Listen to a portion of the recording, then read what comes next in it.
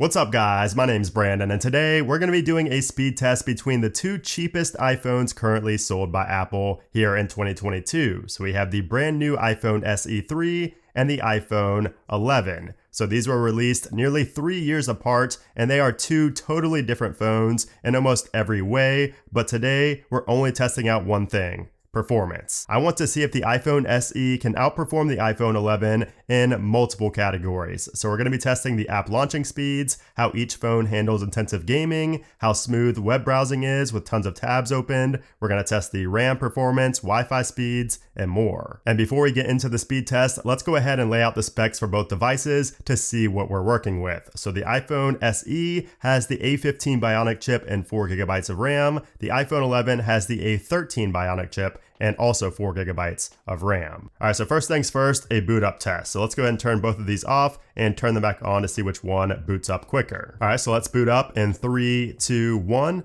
Press at the exact same time on both. Also, both have the same amount of data on them as I did a restore on the iPhone 11 to emulate the iPhone SE. So let's see which one boots up first. So there we go, SE is up, and we're still waiting on that iPhone 11.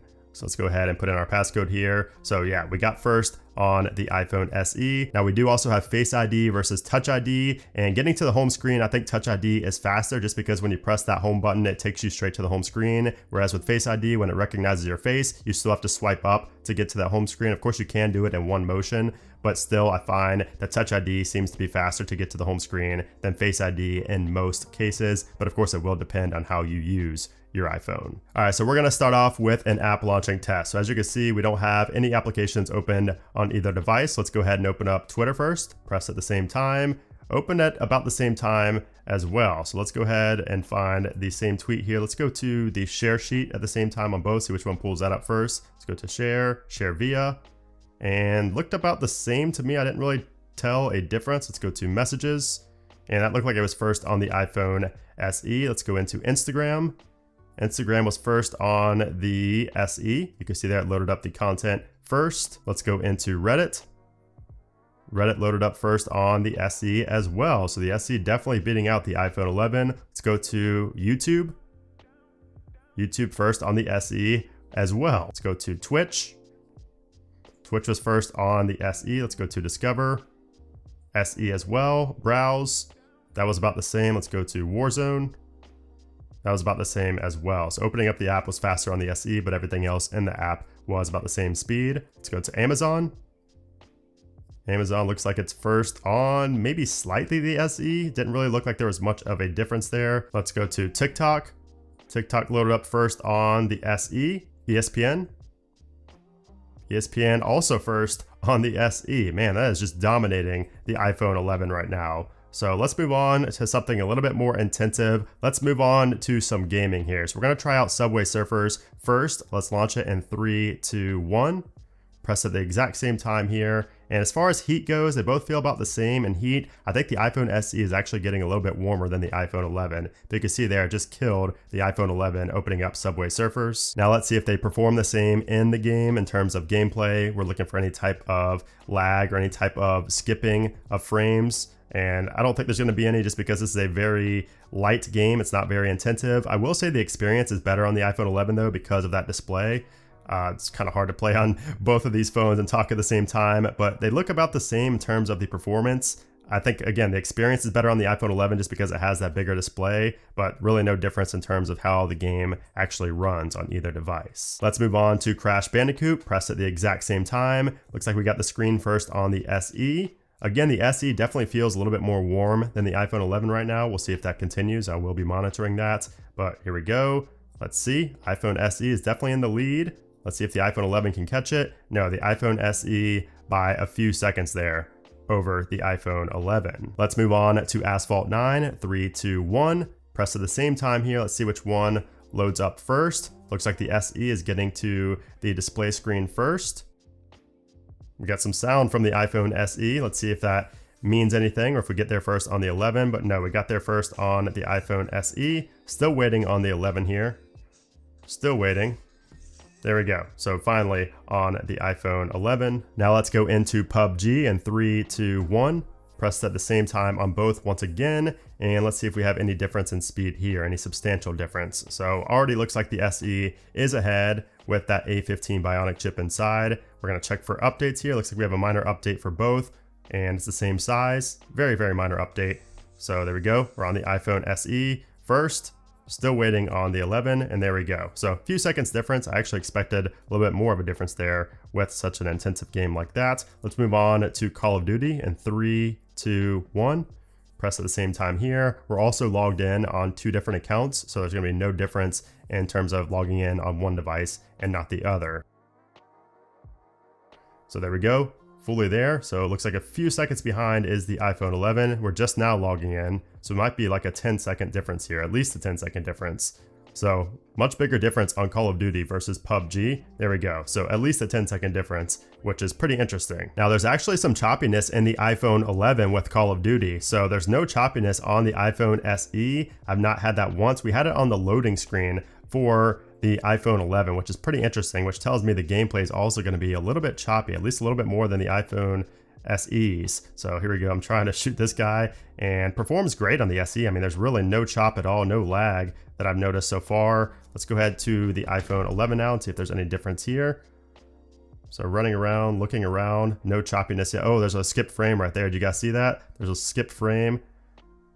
Nothing so far. So we had the little skip frame right there. We had that during the intro scene to get on this map as well. Like when it was loading, there was a difference and lag in terms of frame skipping. So let's see if there's anything with this explosion here. Nope, didn't look like there's any lag there, but it's just come and go. It doesn't seem to really be dependent on what's going on in the game. Maybe if there's like a big kill streak, we would see a difference. But so far there are, yeah, you saw right there, there's another frame drop. So just the occasional lag here, and I wasn't seeing that with the iPhone SE. So we're gonna run around the map a little bit more here on the SE just to show you guys as well that there's definitely a difference in terms of the smoothness of how a game like Call of Duty plays. So we're gonna run around the map just like we were on the iPhone 11, and you can see there's really no lag or any type of choppiness here with the iPhone SE. Very impressive, and that is that A15 Bionic chip doing its work. Again, this is the same chip that we found on the iPhone 13, so it's not all too impressive that it's performing so well, but it still is when we're comparing, you know, something like the iPhone 11 to such a cheap device like the iPhone SE. So yeah, overall performance definitely better on the iPhone SE when it comes to really intensive games, when it comes to less intensive games, really light games like your Subway Surfers, your Crash Bandicoots. Those are going to be the difference in like loading speeds. It's going to load faster on the SE, but the overall gameplay is not really going to be any different on the SE or the iPhone 11. And now we're going to move on to a very intensive game, NBA 2K22, and I have not opened up the app on either device, so it's going to be both devices first time opening up this application. Let's press at the same time here in 3, 2, 1. Press at the same time. Let's see which one gets there first. It's upside down for some reason, so let's go ahead and flip these and we'll see which one gets to the home screen first. Looks like the iPhone 11. Not a huge difference. Looks like we signed in first here on the SE actually first. So let's go ahead and tap and see if there's a difference. All right, so we're gonna tap on play game at the same time in 3, 2, 1. Let's see if we can get there first on one or the other. Let's go to play. And looks like I missed it here on the SE. So really late start for the SE. Let's see if it can catch up and somehow beat the iPhone 11. I doubt it, but let's see. So iPhone 11 is there. iPhone SE definitely loaded up first. It didn't quite catch up to the 11, but you can see the difference here and speed. It's pretty much all caught up now, like a second difference now between the two, even though this got like a 3-second, or the iPhone 11 got a 3-second head start. I want to see if there's a difference in gameplay though, and see if there's any choppiness in either and which one kind of just plays better. So I'm going to play it off camera and let you guys know if one plays better than the other. So I'm not really seeing a big difference between these two. They both feel about the same in terms of performance, and there's really not a big heat difference either. Both are getting a little bit warm. I think the iPhone 11 is getting more warm during the gaming part of this video. The SE was getting warm earlier on, but it looks like the iPhone 11 is getting a lot more warm to the touch now when playing these games, especially close to the bottom of the phone down here. I can definitely feel it warming up a lot more than the iPhone SE. But in terms of overall gameplay, they both perform about the same. Now, I also wanted to go into the camera application and do some things in camera to see if there's any difference. So we're gonna open up the camera at the same time, and look like they both loaded at the same time. We got the focus square right there first on the SE though. So let's switch over to video. video. Let's see which one gets the square first. We got it first on the SE again. So let's go ahead and flip our camera. First on the SE. I didn't flip it back in time, but let's go over to portrait now. So let's tap on portrait. Portrait is first with the square on the SE as well. And then I want to shoot a video and open it. So we're going to start shooting a video right here. We're just going to let it run for about 6 or 7 seconds, and then we're going to open it up, see which one saves to the camera roll first, and then which one opens up first. So it looks like it saved first on the iPhone 11 and opened up and started playing first. It looked like about the same time. So it saved it to the camera roll first on the iPhone 11. Let's see if it's the same for photos. That was about even for both. All right, so now let's test out the RAM. So we have 4 GB on both, but we do have an A15 Bionic on the iPhone SE, which is proven to be more efficient than the A13 Bionic on the iPhone 11. So let's see if there's a difference in RAM and opening up the applications we already opened. So let's start off with Twitter. Twitter looks like it was the same. We were on the message still right there. Instagram, no relaunch on either. We're just looking for relaunches here. We're not looking to see which one opens up first. We're just looking to see if there's a relaunch on any of the applications we open. So there you go. We had a relaunch on Twitch, whereas we did not on the iPhone 11. Interesting. Let's go to Amazon. No relaunch there. TikTok. No relaunch there. ESPN.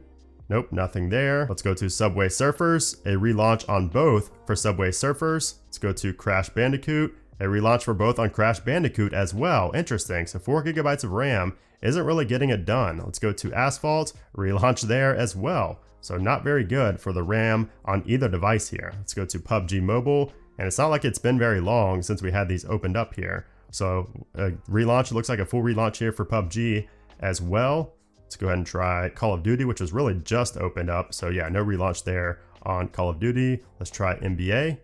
NBA looks like a full relaunch for both as well. So the RAM, pretty disappointing here, honestly, for both phones. Now I also want to do a Safari web browsing test. So we're going to open up Safari here and see which one opens up websites first. So you can see there, it just opened up first on the SE, but we're going to test out other websites as well. So let's start off with just apple.com. Let's go ahead and tap on apple.com in 3, 2, 1. Press at the same time on both, and it was first there on the SE to fully load. We're gonna go to ESPN.com at the same time here, see which one loads up first. Looks like it's first to show something on the SE. Yeah, fully loaded there on the SE, still loading on the iPhone 11. There we go, so way behind the SE. We're gonna go to my website, dailyiFix.com, press at the same time, and that loaded instantly on both. So it was opened recently, maybe that's why. So no difference in speed there. So that website, let's go to TechCrunch, which we had open when we first launched the Safari application. Let's press at the same time.